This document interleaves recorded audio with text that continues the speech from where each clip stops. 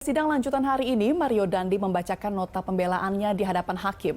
Selain menyesal atas perbuatannya terhadap David Ozora, Mario juga turut meminta maaf. Untuk mengetahui bagaimana tanggapan dari pihak David Ozora atas nota pembelaan Mario, kita telah terhubung dengan Unoto Dwi Yulianto, kuasa hukum David Ozora. Selamat malam Pak Unoto, apa yang Anda lihat pada pembacaan nota dari Mario Dandi pada hari ini? Selamat malam Mbak Puja.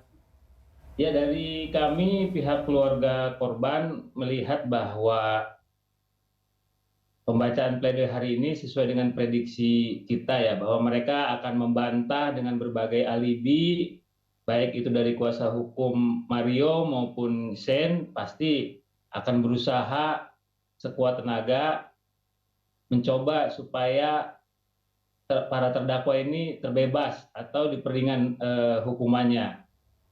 Begitu kami pikir, artinya semuanya ini sudah sesuai dengan prediksi kita, dan bagi kita dari pihak korban tentu berharap majelis hakim tidak terpengaruh dengan berbagai dalil maupun argumentasi dari pihak para terdakwa. Begitu Mbak Puja. Baik, Pak Unoto, dari sidang hari ini kami mencatat bahwa ada hal yang mungkin harus di-highlight, yaitu pada isi nota pembelaan, Mario menyanggah telah merencanakan penganiayaan pada David. Sebelum Anda memberi tanggapan Anda, kita saksikan dulu berikut cuplikan dari nota pembelaan Mario Dandi. Tak pernah terpikirkan peristiwa itu akan terjadi. Seumur hidup, sedikit pun saya tidak pernah menyukai kekerasan, bahkan memiliki suatu niat atau rencana atau pikiran untuk melukai seseorang. Tak pernah terbayangkan saya dapat melakukan kekerasan yang seharusnya tidak ada dalam pertemuan itu. Saya sungguh menyesali kejadian itu, karena memang pada dasarnya tidak ada niat atau rencana untuk melakukan. Ya, Pak Unoto, tadi kita sama-sama saksikan bahwa Mario menyebut ia menyanggah telah merencanakan penganiayaan pada David. Bagaimana tanggapan Anda? Ya, sah-sah saja pembelaan atau alibi dari pihak Mario, tapi yang pasti berdasarkan fakta persidangan kan sudah terungkap semua itu Mbak, bahwa perencanaan itu sudah terjadi dan dilakukan oleh para tersangka. Mereka mengetahui bahwa korban sedang berada di mana, berusaha dikejar untuk ditemui, lalu kemudian pihak Sen sendiri sudah mengetahui rencana kedatangan itu untuk melakukan pemukulan, sehingga tadi kita dengar bahwa tidak terpikirkan sama sekali, tidak pernah melakukan kekerasan. Ini Mario mengajak Sen itu bersama-sama dalam rangka selain untuk melakukan pemukulan, juga mengantisipasi terjadinya keroyokan atau katakanlah ada keributan secara meluas, maka dia membawa rekannya. Nah, kenapa itu dilakukan? Berdasarkan fakta persidangan dan juga di BAP, Mario ini pernah melakukan kekerasan-kekerasan yang lain.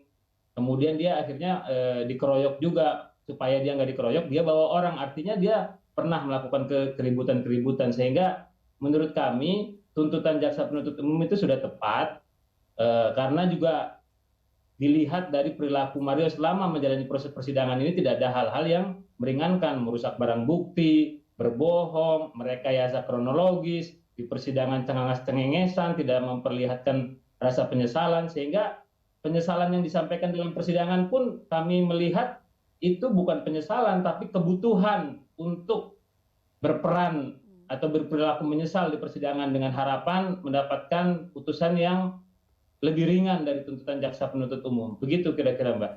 Ya, berarti ini artinya dari pihak David Ozora menyebut bahwa memang penganiayaan sudah terencana karena memang Mario sudah mengantisipasi apabila terjadi keributan yang meluas. Pak Unoto, selain nota pembelaan, tadi juga disebut bahwa Mario meminta maaf kepada David Ozora. Apakah sudah ada tanggapan dari keluarga David atau mungkin dari David sendiri terkait dengan permintaan maaf ini? Ya, sejauh ini kami dari pihak keluarga, sebagaimana disampaikan oleh ayahnya di waktu persidangan, kalau permintaan maaf dari pihak pelaku khususnya Mario itu kan sudah disampaikan di awal-awal persidangan juga, dan kami masih belum melihat terkait dengan penyesalan, permintaan maaf itu keluar dari lubuk hati yang terdalam atau tulus, katakanlah begitu. Nah, kami juga melihat dalam pledoinya dia mengaku bahwa tidak mampu membayar tapi siap bayar sesuai dengan kemampuan karena nggak punya penghasilan, pengangguran dan lain sebagainya. Tapi tidak pernah disebutkan berapa yang dia mampu. Kalau memang dia akan siap membayar sesuai dengan kemampuan. Iya, kemampuannya berapa? Nah, ini kan hanya retorika yang kami pikir menjadi basa-basi untuk tujuannya hanya meringankan begitu. Ya. Pak Unoto, berarti ini artinya pihak David Ozora optimis bahwa hakim tidak akan mengubah tuntutan terhadap Mario Dandi? Kalau tuntutan tentu pasti tidak akan berubah.